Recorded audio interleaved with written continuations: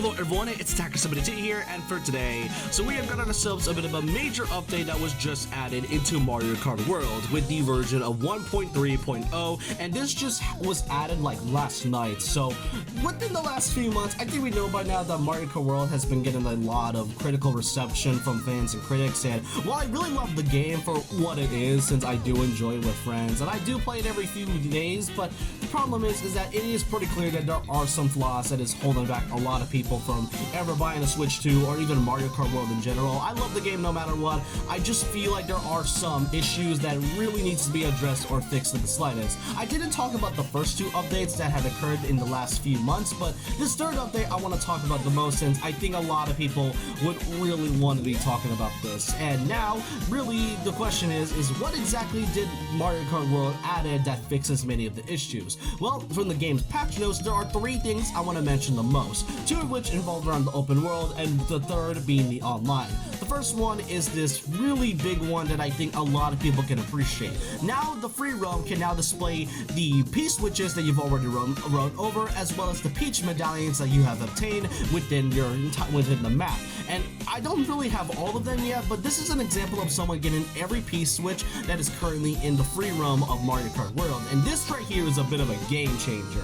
Like, I mean, the question mark panels were pretty well done, especially when you can find them in each area of the courses, but the fact that the P-switches and the medallions were really hard to find kind of makes the whole exploring thing, while challenging, a bit of a slog to go through. But now, since you're able to see them on the map, it now makes things really easier. And plus, there's a lot of P-switches that is around the map in Mario Kart World, so if you haven't really gotten all of them, then this right here could really be helpful. The second one, however, is another one that I really feel like that should have been added from the very start. While the P-switches and the medallions were pretty nice, the second one that involves a free roam is that you can now use the UFO by transforming into an NPC character, and adding alongside that, you can now encounter the UFOs even easier. Now, for those that are kind of questioning of what this really means, basically, if you can get a certain NPC racer, then you can easily unlock it that way. Yeah, that's right. According to this video I found on Twitter showing off, you can see that someone was able to get a fishboat easily by just using the UFO,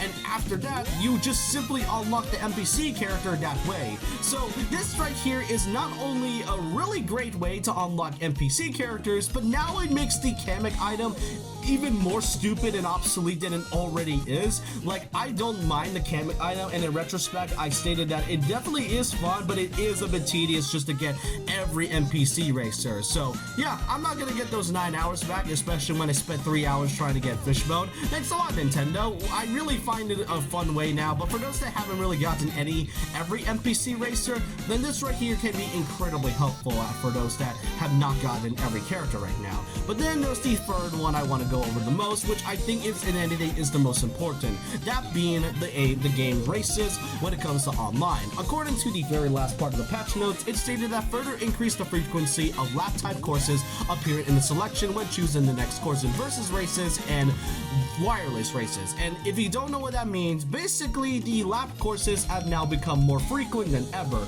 and I tested it out myself, and out of all the races I went through, from 7 of them, 5 of them gave me normal lap races, while the 2 of them gave me intermission races. And from what I've seen also, there are some players that have tried like 11 to 12, and some were able to get around 8 to 9 lap courses, and also the rest being intermissions. So I can safely say that this change can really change and improve a lot from what it was issued. The intermission races, while great, they definitely feel like they isn't just like the typical Mario Kart as it is. So this one here is a good beneficial for anyone that really prefers the traditional way of playing Mario Kart. But that's all of the updates that has been added that was from this important one from Mario Kart World. And the question is, did they really fix a lot of the issues? In a way, while there are still many flaws that could really be addressed, what they have added for this new update, I think is really much a big improvement from what they had in the first initial update. It seems Nintendo is now listening to the criticisms that was from the fans and the critics